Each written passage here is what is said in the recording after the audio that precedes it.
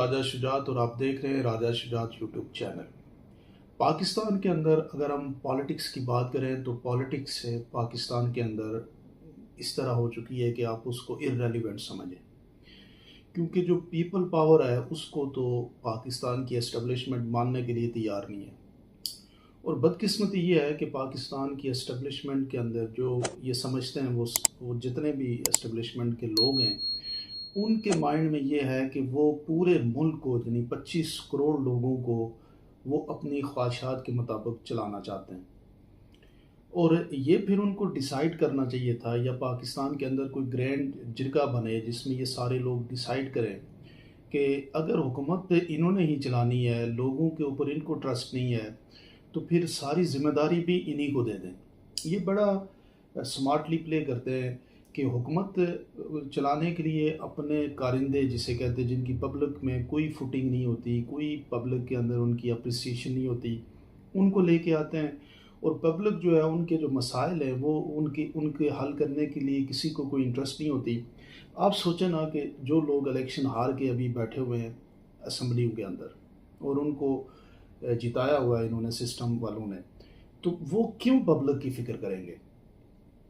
ان کا تو سارا فوکس، کیونکہ ان کی جو پاور ہے وہ پبلک سے تو نہیں آ رہی، ان کی پاور آ رہی ہے اسٹیبلشمنٹ کی چاپلوسی سے یا اسٹیبلشمنٹ کا پلیئر ہونے کی وجہ سے۔ تو وہ پبلک کے مسائل کو کیسے حل کریں گے؟ پاکستان میں کہا جا رہا ہے بڑی مہنگائی ہے، میڈیا میں بات ہوتی ہے، یہ سارے ایک جسے کہتے ہیں نا ایک روبوٹک انداز سے چل رہے ہیں۔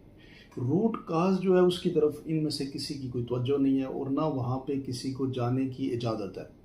وہ سب جتنے بھی روٹ کاز کی طرف جانے کی کوشش کرتے ہیں ان کے پر گاٹ دیے جاتے ہیں، اور ان کو بالکل اسی طرح جو پی ٹی آئی کے ساتھ اس وقت ہو رہا ہے کہ تقریباً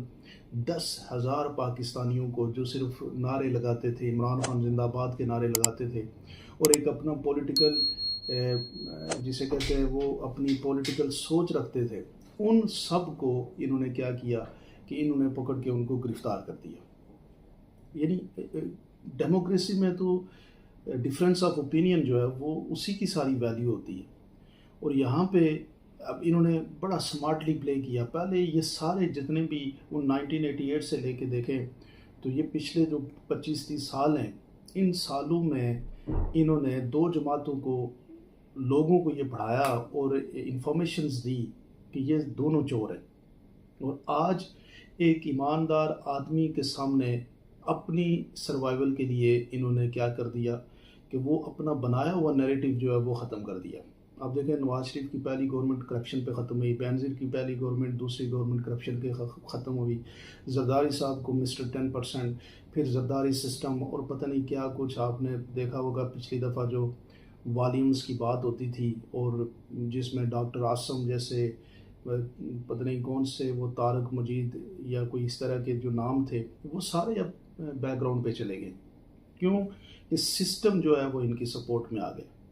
اور کل اگر یہ سسٹم اس کو بڑا آسانی سے مینوپولیٹ کر لے گا، اس سسٹم ان کے جب خلاف ہوگا تو ان کے وہ سارے کیسز کھڑے ہو جائیں گے۔ تو پاکستان اس طرح سے نہیں چل سکتا۔ یہ جو راؤنڈ دا سرکل لڑائی ہے نا، یہ ختم کر رہے ہیں۔ اب یہ بات تو سمجھ آ گئی ہے پاکستانیوں کو کہ کسی کو ڈاج کر کے آپ آگے نہیں بڑھ سکتے۔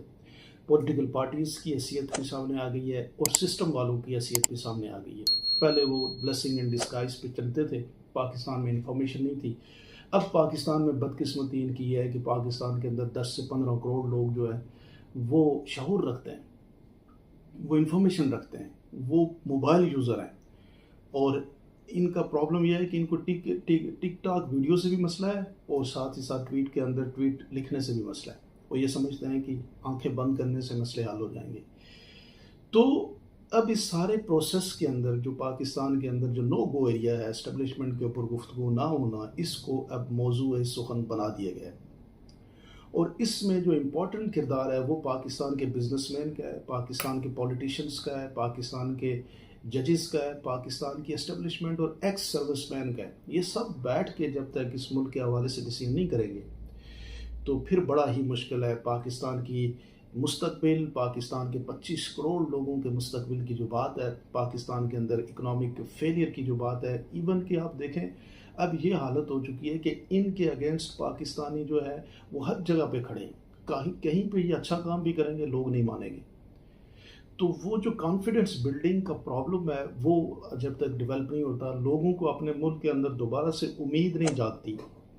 اور لوگوں کو کم از کم بیسک جو قانون ہے ان قانون کے اوپر جب تک یقین نہیں ہوتا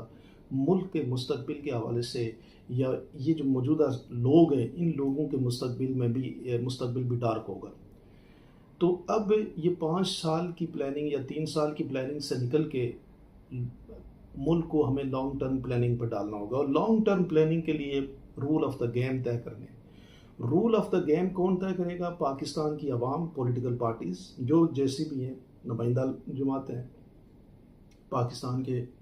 جوڈیشری بڑا رول پلے کرتی ہے سسٹم کو خراب کرنے میں. اب دیکھ لیں کہ جوڈیشری کے سامنے ہے، سب چیزیں سامنے ہیں، اور آن دا ویڈیو وہ لوگ ہیئرنگ کر رہے ہیں، لیکن وہ آنکھیں بند کی ہوئی ہیں. وہ پاکستان کی سلیکشن کو ویلیڈیٹ کرنے کی کوشش کر رہے ہیں، کہتے جی آئینی ادارہ ہے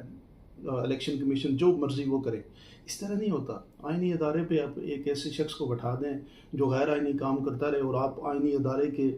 تحفظ کے چکر میں، اور پھر وہ سسٹم جس کی وجہ سے وہ آئینی ادارہ بنا، وہ جو پارلیمنٹ ہے بیسکلی جس جہاں سے یہ ساری طاقت آتی ہے، وہ پارلیمنٹ ہی ان لوگوں پہ مشتمل ہو جو اصل میں پارلیمنٹ کے نمائندے نہیں ہیں. تو پھر اس طاقت کو کس طرح سے آپ لوگوں کو منوائیں گے کہ یہ جو طاقت آ رہی ہے یہ طاقت اوریجنلی وہی طاقت ہے جس کو آئین میں لکھا گیا ہے، عوام کی اکثریت کی طاقت وہ نہیں ہے. تو یہ سارا نظام جو ہے، دیکھیں پارلیمنٹ فیک ریپریزنٹیٹیو کی ہے، وہاں پہ عوام کی اصل حمایت یا اصل طاقت نہیں ہے. آئینی اداروں پہ جو شخص بیٹھ گئے ہیں وہ وہاں سے بیٹھے ہیں جن لوگوں کی اکثریت جو ہے وہ ان کی حیثیت نہیں ہے کہ وہ وہاں پہ بیٹھیں. تو یہ نظام سارا ری ویمپ ہوگا،